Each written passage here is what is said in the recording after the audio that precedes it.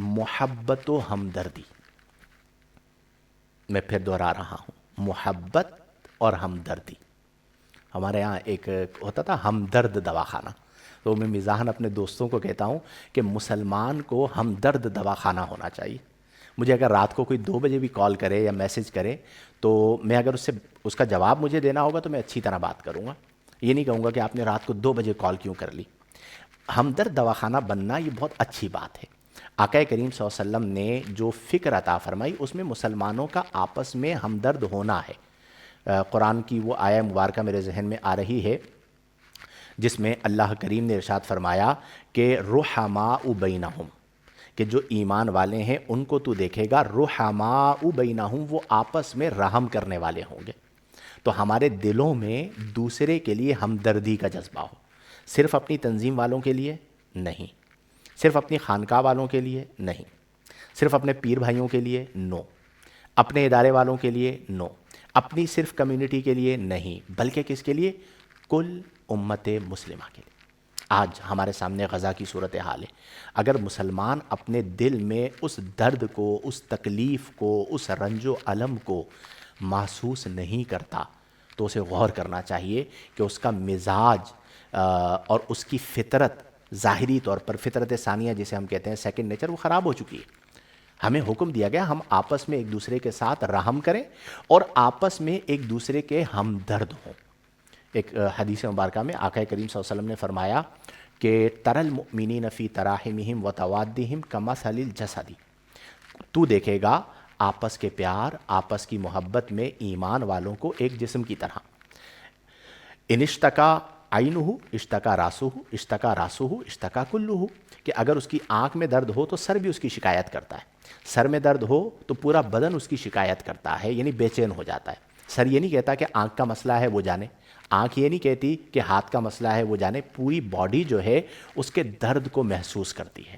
ایک حدیث, اس حدیث کی شرح میں نے کسی مقام پر پڑھی تھی, غالباً مرآت المراجی میں, کہ اس سے مراد یہ کہ جسے جسم ہے تو اس جسم کی بناوٹ مختلف ہے نا, ہاتھ کی بناوٹ اور ہے, چہرے کی بناوٹ اور ہے, پاؤں کی بناوٹ اور ہے, لیکن درد ایک ہے. فرمایا اسی طرح آقا کریم یہ فرمانا چاہ رہے ہیں کہ مسلمان پوری دنیا کے اندر جو بستے ہیں ان کی لینگویجز مختلف, ان کے فوڈز مختلف, کھانے مختلف, ان کے رہن سہن کے انداز مختلف, زبانیں مختلف, رنگ مختلف, نسل مختلف, لیکن ان کا درد ایک ہونا چاہیے. تو مسلمان کی چاہت یہ ہونی چاہیے یا مسلمان کا طریق یہ ہونا چاہیے کہ اگر ہم وسعت قلبی چاہتے ہیں تو ہمیں ہم درد بننا پڑے گا. ہم ایک جسم کی طرح ہیں. اگر ہم میں سے کوئی, اچھا ہمارے ہاں سمجھتے ہیں ایک جسم کی طرح ہے تو ایک دوسرے کی ٹانگیں کھینچ رہے ہوتے ہیں ہاتھ تھامنے کے بجائے, تو آپ ایک جسم کی طرح ہیں, یعنی ایک دوسرے کو سپورٹ کرنی ہے, ایک دوسرے کا سہارا بننا ہے, نہ کہ ایک دوسرے کی ٹانگیں کھینچنی ہے. تو یہ چیز نہیں ہونی چاہیے. تو پہلے نمبر پر بردباری, تحمل, دوسرے نمبر پر معافی, درگزر, تیسرے نمبر پر سخاوت قلبی, چوتھے نمبر پر محبت و ہمدردی, اور پانچویں نمبر پر آخری پوائنٹ ہے. ویسے تو اس میں بہت ساری چیزیں ہیں لیکن جو چیزیں میں نے منتخب کی, پانچویں اور آخری چیز, اس کے بعد آپ کے جوابات شامل کریں گے, وہ ہے مثبت سوچ. یعنی ہر حال میں خیر کی امید رکھنا اور مایوسی سے دور رہنا, یہ ہے مثبت سوچ. آج ہمارے معاشرے کے اندر نیگیٹیوٹی بھی بہت زیادہ عام ہوتی چلی جا رہی ہے, منفی سوچ بہت زیادہ پھیلتی چلی جا رہی ہے. تو ہمیں مثبت بننا ہے, سامنے والے سے بدگمانی نہیں کرنی, سامنے والے کو جو ہے وہ برا بھلا نہیں کہنا, بدظن نہیں ہونا. آپ یقین کیجئے کہ ہمارے یہاں اکثر جو ناراضگیاں ہوتی ہیں, میں نے جو اپنے معاشرے میں دیکھا ہے, وہ غلط فہمی کی وجہ سے ہوتی ہیں. جس بندے سے آپ ملیے اور پوچھئے تو آپ جس غلط فہمی کو ذہن میں رکھے بیٹھے ہیں اس کے وہم و گمان میں وہ چیز نہیں ہوتی, اور ہم عمر بھر کے لیے اسے اپنا دشمن بنا لیتے ہیں. تو اس چیز کو ہم نے ختم کرنا ہے کہ ہم نے اپنے معاشرے میں پازیٹیوٹی کو عام کرنا ہے, مثبت سوچ کو عام کرنا ہے. جب آپ مثبت سوچ رکھیں گے نا تو آپ کو سامنے والے سے اچھی وائبس آئیں گی. لیکن اگر آپ اسے دیکھیں گے ہی مشکوک نظروں سے, اور آپ کے یہاں پر فتور ہوگا, اور آپ کے یعنی یہاں سے مراد عقل کے اندر, دماغ کے اندر فتور ہوگا, مفادات آپ کے فائق ہوں گے, مسلک یا مذہب آپ کا ماتحت ہوگا, تو پھر آپ معاشرے میں سبب انتشار بنیں گے. تو تو مثبت سوچ کو عام کریں، اچھی سوچ کو عام کریں۔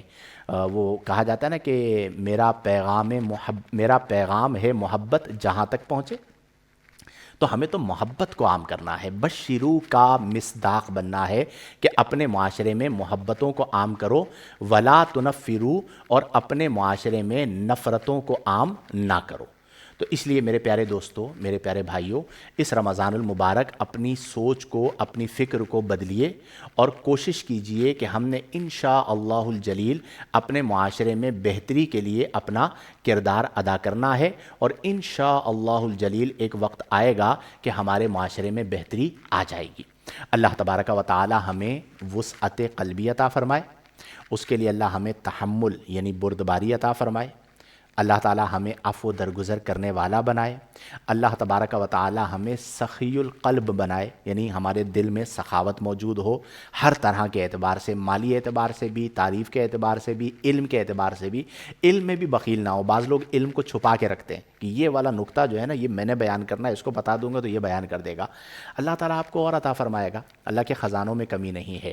تو اس چیز کو بھی اپنائیں، اور سب سے امپورٹنٹ چیز یہ ہے کہ اپنے معاشرے میں مثبت فکر کو عام کرنا ہے، نیگیٹیوٹی کو اپنے معاشرے سے ختم کرنا ہے۔ اللہ تبارک و تعالی ہم تمام کو توفیق عمل عطا فرمائے اور قرآن و سنت کے مطابق زندگیاں بسر کرنے کی توفیق عطا فرمائے۔